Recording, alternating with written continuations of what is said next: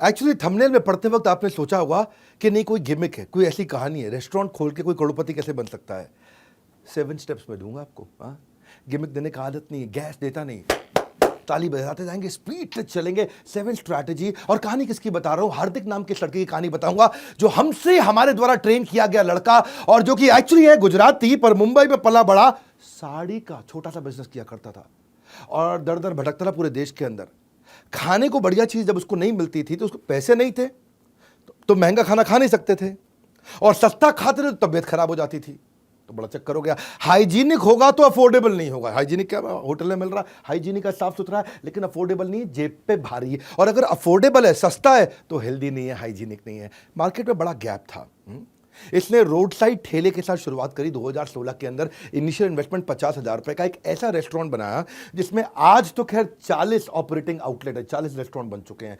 अब इसी साल के अंदर अंदर 100 हो जाएंगे। 20 लाख बर्गर हर साल बेच रहे हैं, 10 लाख सैंडविच हर साल बेच रहे हैं, 3 लाख पास्ता हर साल बेच रहे हैं। बाद में पार्थ मेहता भी जो साथ में प्रोफेशनल शेफ, उसको ऐड किया। वैभव पटेल फाइनेंस का एक्सपर्ट ऐड किया। अभी 3 लोग मिलकर के चला रहे हैं। आगे कहानी 7 स्ट्रैटेजी में चलेगी रेस्टोरेंट इंडस्ट्री में। अच्छा, आपको भी बहुत सीखने को मिलेगा, हर इंडस्ट्री वाले को सीखने को बहुत मिलने वाला है। 7 स्टेप पूरे के पूरे मेरे साथ देखना। पहला चीज, आज तक तो खैर मैं जो कंटेंट दे रहा हूं पहले कभी नहीं बताया, सब यूनिक नई स्ट्रैटेजीज, हमारे द्वारा ही ट्रेन किया गया पार्टिसिपेंट है हमारा। पहला चीज, high table rotation. High table rotation का मतलब क्या होता है? Fast table turn around. Fast table turn around का मतलब क्या होता है? एक रेस्टोरेंट है, समझो 200 स्क्वायर फीट का रेस्टोरेंट है, वहां पे आप इतना समझ लो कि वहां पे 10 टेबल रखी हैं और लोग डिनर के लिए आ रहे हैं, जा रहे हैं, आ रहे हैं, जा रहे हैं। अगर वहां पे 40 पार्टी आई और 10 टेबल पे बैठी, तो 40 पार्टी डिवाइड बाय 10 टेबल, मतलब टेबल टर्न अराउंड हो गया 4। इमेजिन करो किसी तरह कुछ ऐसा कर दूं कि मैं उतने ही 4 घंटे के अंदर एक टेबल पे 4 बार घूमा, वही टेबल अगर 8 बार घूम जाए, यानी कि उसी टेबल पे मैं उन्हीं 4 घंटे में 80 लोगों को खाना खिला दूं। अभी 40 को खिलाया, मेरा टर्नओवर डबल हो जाएगा, उसी शाम को टर्नओवर डबल हो जाएगा। इसको बोलते हैं टेबल टर्न अराउंड टाइम। क्योंकि अगर टेबल टर्न अराउंड टाइम कम हुआ, लोग आए, बैठे, ऑर्डर किया, आराम से खाए, धीरे धीरे आ रहा है, धीरे धीरे जा रहा है, फिर लास्ट में हाथ वाथ धोया, सौंफ खाया और 2-4 गप मारी, फिर निकले। अरे ऐसा करोगे तो एक शाम पे एक टेबल पे एक ही डिनर निकलेगा। तो ये मेन गेम चेंजर होता है। ये कैसे किया जाता है? इसके बहुत तरीके होते हैं। एक तो अपने मेन्यू साइज को लिमिट कर दो। ये नहीं कि जिसका मन कर रहा है जो ऑर्डर किए जा रहा है जी, है तुम आगरा से कोई मुगले आजम की कोई खीर बना के ले आओ। कैटेगरी बेस्ड मेन्यू रखो ताकि जो चीज़ पहले से ही काफ़ी हद तक रेडी हो। अगर कस्टमर डिसाइड नहीं कर पा रहा है कि मैं ये ऑर्डर करूं कि ये ऑर्डर करूं, आप उसको वो सजेस्ट करो जो जल्दी बन सकता है। कमाल, जल्दी बनेगा तो जल्दी खा के निकलेगा। अगर कस्टमर आके रेस्टोरेंट खाली पड़ा हुआ है तो कस्टमर को कोने में मत बैठो, कोशिश करो कि बीच में बैठ जाए। बीच में बैठेगा ना तो जल्दी खा कर निकलता है। कोने वाला आदमी ज़्यादा देर तक बैठता है। इसको बोलते हैं क्विक सर्विस रेस्टोरेंट। प्लेजेंट हो सके तो प्री मील एक्सपीरियंस दे दो। अगर लोग हैं वहाँ पे पहले से ही, पहले जब वो आता है तो उसको मेन्यू वगैरह दिखा दो।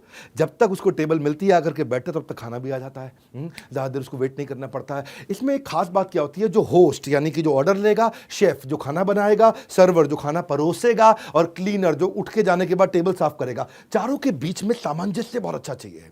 और अगर एसओपी, इंग्रेडिएंट, प्रिपरेशन, प्रेजेंटेशन ठीक हो तो कोई दिक्कत आती नहीं है। हाई टेबल रोटेशन के लिए फूड अड्डा में हमने ये इस तरह काम किया कि 7 मिनट के अंदर एक मील बन जाए। तो इसका जो फाउंडर हार्दिक कमाल कर दिया, हर चीज 7 मिनट में बन जाएगी। इतना तेज टेबल घूमती है कि ज्यादा कस्टमर बैठेगा, ज्यादा कस्टमर ज्यादा टेबल चलेगी तो ज्यादा प्रॉफिट होता है। आपके लिए इस समय जरूर किया है कि ऐसा मॉडल बनाए कि सेमी कुक्ड हर आइटम रेडी रहे, हीटिंग प्लेटिंग करे, इलेक्ट्रिसिटी बेस्ड पूरा किचन बनाया, गेम चेंज हो गया। दूसरी strategy, mapping the experience of touch point. ये टच पॉइंट क्या होता है? टच पॉइंट होती है 2 चीजें, ये है आपका बिजनेसमैन और ये कस्टमर। ये कब आके टच करेंगे, कब आके मिलेंगे, जितनी बार इंटरैक्ट करेंगे उसको बोलेंगे टच पॉइंट। टच पॉइंट कैसे होते हैं? कोई भी सामान खरीदने से पहले प्री परचेज टच पॉइंट होता है। सोशल मीडिया पे देख लिया, ऐड देख लिया, डिजिटल मार्केटिंग देख लिया, कोई डिस्काउंट स्कीम देख लिया, कोई कंपनी का इवेंट देख लिया, कोई रेफरल रिव्यू देख लिया ऑनलाइन, वो गया, अभी खरीदा नहीं है। ये प्री परचेज टच पॉइंट होते हैं, आपके बारे में कहीं से पता चल गया। फिर परचेज के टच पॉइंट होते हैं जिस समय सामान खरीद रहे हैं। फिर पोस्ट परचेज टच पॉइंट होते हैं, सामान लेके जाने के बाद एक्सपीरियंस कैसा है। तो ये टच पॉइंट्स अगर आप ठीक कर सको, उसमें सारा गेम चेंज होता है। तो यहाँ पे फूड अड्डा के साथ में आउटसाइड क्रिएटिव ब्रांडिंग, ऐसे विजुअल एक्सपीरियंस बना दिया जैसे टच पॉइंट बहुत सुंदर हुआ। और जो मेन्यू के लिए 10 से ज्यादा क्विजीन बना दिया। नॉर्मली जिस तरह के छोटे आउटलेट बनाए ना, 200 स्क्वायर फीट का छोटा टाइट आउटलेट, फूड अड्डा। इस लेवल के आउटलेट पे, इतनी मिनिमम इन्वेस्टमेंट के आउटलेट पे अंदर टच पॉइंट अच्छे नहीं होते। नॉर्मली एयर एसी काम नहीं कर रहा होता, अंदर एलईडीज नहीं लगे होते, म्यूजिक नहीं चल रहा होता, हाइजीनिक एनवायरनमेंट नहीं होता है, क्या खाने की बदबू आ रही होती है, स्मेल होती है, गंदगी होती है, कैटेगराइज मेन्यू नहीं होते हैं। ये सारी चीज़ें अच्छी करके अंदर घुसने के बाद कमरे में कस्टमर का एक्सपीरियंस अच्छा हुआ। और सबसे बड़ी बात, इनके यहाँ जो मेन्यू होगा, समझो 50 रुपए में खाना मिलता है, 75 रुपए में खाना मिलता है। ध्यान रखना, कोई भी ठेले पे भी 50 रुपए में खाना नहीं मिलता, 75 में नहीं मिलता। यही बड़ी बात नहीं है, इससे बड़ी बात सुनिए। टच पॉइंट समझिए क्या है। इससे बड़ी बात यह है कि जब आप इनके किसी भी आउटलेट पे, छोटे से आउटलेट पे जाकर खाना खाएंगे, वहां पे आपको शेफ आएगा। शेफ आकर के लो प्राइस पॉइंट वाले फूड आउटलेट में इंग्लिश में बात करने वाला शेफ जो आपको रेसिपी और इंग्रेडिएंट समझाएगा, ये कहीं नहीं मिलता है। मेरी बात सुनो ध्यान से, मैं क्या बोल रहा हूं। आपने क्या खाना खाया? आपने कोई भी ऐसा खाया, आपने खाया यहाँ पे टावर वॉफल खाया, टावर वॉफल, बड़ा सा वॉफल हुआ, उसको खाने लगे तो आपको आकर के इतने सस्ते प्राइस पॉइंट वाले आउटलेट पे अंग्रेजी में बात करने वाला शेफ जो आकर के आपको इंग्रेडिएंट और रेसिपी समझाए कि मैंने आपको क्या बना के खिलाया, ये केवल 5 स्टार होटल्स में होता है, ये 4 स्टार में भी नहीं होता है, और सारे 5 स्टार में भी नहीं होता। इसको बोलते हैं टच पॉइंट। ये हो गया एक्सपीरियंस। जब कोई चीज़ आपको 4 स्टार 5 स्टार नहीं दे रही, वो आपको 50 रुपए के खाने पर मिल रहा हो, ऐसा अद्भुत अनयूजुअल डिलाइटफुल एक्सपीरियंस जब मिलता है तो ये मेमोरी में छप जाता है। इसको बोलते हैं रिकॉल। हाँ, और उसके बाद तो पोस्ट परचेज होगा कि भाई हैसल फ्री बिलिंग होनी चाहिए। लास्ट में खाना जो पैक करके दिया गर्म रहना चाहिए, इको फ्रेंडली पेपर बैग है, कोई भी चीज़ आउट ऑफ स्टॉक नहीं होनी चाहिए, या जाते वक्त thank you, feedback, follow up, notification एकदम हाथ जोड़ के मुस्कुराहट के साथ भेजें। इसको बोलते हैं टच पॉइंट। खरीदते वक्त एक्सपीरियंस कैसा है। तीसरी स्ट्रैटेजी, हाउस ऑफ 5 सेंसेस, 5 इंद्रियों का घर। सुनना मेरी बात, क्या होता है। सवाल ये नहीं है कि बर्गर, पास्ता, पिज्ज़ा, सैंडविच कैसे बनाओगे, वो तो सारी दुनिया बना रही है। बर्गर, पास्ता, पिज्ज़ा, सैंडविच सारी दुनिया बना। सवाल ये है कि इसको अलग तरीके से कैसे बनाओगे। 5 इंद्रियां सामने वाले की कैप्चर कर लो, इतना अनयूजुअल करो, इतना स्ट्रेंज करो, इतना डिसप्रपोर्शनेट, थोड़ा हिंदी में बोलता हूं, असामान्य, अजीब, अनुपातहीनता। डिसप्रपोर्शनेट, अनुपातहीन। हाँ, जैसे पानी की बोतल ऐसी होती है, लेकिन अगर पानी की बोतल अगर ऐसी मिल जाए अजीब सी, तो अजीब सी लगेगी ना। ये इसलिए किया सब कुछ ताकि माइंड को अनयूजुअल चीज याद हो जाए। वो कैसे किया? हाँ, ऐसे किया, बिल्कुल अनुपातहीन, अजीब सा, असामान्य। बर्गर का नाम रखा लंबू बर्गर, दुनिया का सबसे ऊंचा बर्गर बना के दे रहे हैं। भौकाल बर्गर, जबरा बर्गर, धुआं burger, big burger pizza, French fry pizza, pasta वाला पिज्जा, हटके झटके पिज्जा, मेल्टिंग पनीनी, फिरंगी सैंडविच, चिंगारी सैंडविच, जायंट सैंडविच, हाँ, मेरी गली का sandwich, Mexican sandwich, tower waffle. ये सब नाम अजीब से हैं। होता क्या है, बहुत अजीब अजीब से सुंदर से बिल्कुल पनीनी मेल्टिंग सैंडविच जो है ना, उसमें से एकदम बाहर चीज निकल रहा है। अब जो है ना, देखने में भी अच्छा लगता है, बोलने में भी अच्छा लगता है, सुनने में भी अच्छा लगता है, पकड़ने में भी अच्छा लगता है, स्वाद में भी अच्छा लगता है, खुशबू में भी अच्छा लगता है। सारी इंद्रियां आपके पास आ गई हैं जी। इसी को बोलते हैं सारी इंद्रियां कैप्चर करना। कस्टमर वापस आता है देखने में, बोलने में, सुनने में, पकड़ने में, स्वाद में और खुशबू में। ओए होए होए होए होए होए होए। इन्होंने मल्टी सेंसरी एक्सपीरियंस दिया, और ये जो मल्टी सेंसरी एक्सपीरियंस है, ये इनका सिग्नेचर प्रोप्राइटरी फूड है। ये आपको कहीं और मिलता नहीं है, क्योंकि पहले आप आंखों से खाते हो। लंबू बर्गर, इतना बड़ा ऊंचा सा लंबा सा बर्गर देखा आपने? कहीं नहीं देखा। पहले आंख से खाते हो, बाद में अपने आप खुद जीवा से खाते हो, वो याद रह जाता है। चौथी strategy, tell minimum sell premium. क्या मतलब हुआ? बाहर बोर्ड पे उस चीज का प्राइस लगाओ जो अद्भुत रूप से सस्ती हो। 9 रुपए का बर्गर है जी, 9 रुपए का बर्गर पृथ्वी पे कहीं नहीं मिलता। ठेले से ठेले वाला भी 9 रुपए का बर्गर नहीं देता, लेकिन 9 रुपए का बर्गर देख के आदमी आता है, 4 चीज़ें और ऑर्डर कर जाता है जी। इसका मतलब है टेल मिनिमम और अंदर आकर के सेल प्रीमियम। इसका मतलब क्या है? First sedate then sell at higher rate. क्या मतलब हुआ? सेडेट मतलब ये 9 रुपए का बर्गर देख के आदमी को नशा हो जाता है। सेडेशन समझते हो ना, डॉक्टर सेडेट कर देता है आपको। सेडेशन फॉर सेडेट है, आदमी को नशा। 9 रुपए का बर्गर, 19 रुपए का फ्रेंच फ्राइज, वो देखते आदमी का 10 रुपए की कुल्हड़ चाय, 10 रुपए का नींबू पानी। आदमी देखता, अरे भैया क्या रेस्टोरेंट, इतना कमाल, कलरफुल और इतना सस्ता दे रहा है। अंदर घुसता है तो वो समोसा भी लेता है, बर्गर भी लेता है, नींबू पानी भी लेता है, एक आधी चीज़ महंगी भी लेता है, एक आधी सस्ती भी लेता है। पॉकेट फ्रेंडली जब मेन्यू हो बच्चों के लिए, बाकी सब लोगों के लिए, उसको शुरुआत में आपने शुरू की, बाहर डिस्प्ले आइटम मिनिमम अंदर आइटम प्रीमियम, तो दोनों का कॉम्बिनेशन। क्योंकि ज़्यादातर आइटम इनकी जो है ना वो 40 रुपये से 100 रुपये के बीच में है। अब उससे क्या हो गया, आपको 10 रुपये 20 रुपये वाली आइटम दिखा के ट्रैफिक बढ़ गया, ट्रैफिक बढ़ गया तो बाकी भी आइटम, ये नहीं है कि हर आदमी खाली चाय पी के जाएगा 10 रुपये की, ये नहीं कि आदमी आया केवल नींबू पानी पी के आएगा, 4 चीज़ और लेगा। 5वां है low cost food innovation. Food में ना इनोवेशन, फूड में इनोवेशन होता ही नहीं है, एक्सपीरियंस में इनोवेशन होता है। फूड का इनोवेशन एक्सपीरियंस का है। लोग क्या करते हैं, अपडेट करते हैं मेन्यू को, अपडेशन ऑफ मेन्यू। यहाँ ऐसा नहीं है, यहाँ एवोल्यूशन ऑफ मेन्यू। मेन्यू इतना इवॉल्व हो रहा है। क्या किया, इसका तरीका बड़ा सिंपल था, एक अलग टीम बना दी, सारा बिजनेस चलता रहेगा चलता रहेगा चलता रहेगा, एक टीम बिल्कुल अलग, भैया सेपरेट टीम, तुम्हारा काम केवल इनोवेशन है। बोलो किस चीज़ का इनोवेशन, तुम्हें ना नई नई चीज़ें ढूंढ के दुनिया से लेकर के आनी है। बोला कैसे, लेकिन याद रखना जो चीज़ दुनिया में 1,500 रुपये की मिल रही है 5 स्टार में, वो हमें 75 रुपये में देनी है। अब ये है तुम्हारा इनोवेशन। ये टीम को टारगेट ही अलग दे दिया जी है, और 1,500 रुपये की जो ताज में आइटम मिल रही है बहुत अच्छी लगे, उसको 75 में बना के दिखाओ, ये मेन मुद्दा है। बोला फ्यूजन फूड। तो इनका जो मास्टर शेफ है उसका काम क्या है, उसको हफ्ते में 3 दिन मुंबई के हर टॉप रेस्टोरेंट में जाके खाना खाना है, बस केवल वो खाली खाना खाएगा, टेस्ट करेगा अलग अलग आइटम को, महंगे स्वाद को सस्ते के अंदर अफोर्डेबल में कैसे देना है। 1,500 रुपये की चीज़ को 75 रुपये में नॉन वेज आइटम को वेजिटेरियन बना करके देना है। इनके वेजिटेरियन रेस्टोरेंट, ये लोग जैन है, सब जैन गुजराती लोग हैं, सब वेजिटेरियन बनाया इन्होंने। तो इन्होंने क्या किया, 5 चेक पॉइंट बना दिए इसके। पहले कस्टमर को टेस्ट कराएंगे, पहले तो शुरू में कस्टमर को टेस्ट करेंगे, लेकिन वहाँ तक पहुँचने से पहले 5 कि जो रेसिपी बनाई है उसका लैब टेस्ट कर लो, उसको टेस्ट करके देख लो, उसका न्यूट्रिशन चेक कर लो, वो कितनी देर टिक सकता है, जल्दी खराब तो नहीं हो जाता, वो चेक कर लो, और कितने रुपए का पड़ रहा है अपने घर पे अंदर जो बनाने में कितने रुपए का पड़ रहा है। 5 चीज़ें चेक कर लो, सब हो गया। अब उसके बाद क्या करो, कस्टमर को टेस्ट कराओ, पसंद आ रहा है ऐड, जो नहीं चल रही है वो रिमूव, और जो थोड़ा और बेटर करनी है improvise, add remove improvise, add remove improvise, add remove improvise, add remove improvise, यही करते जा रहे हैं।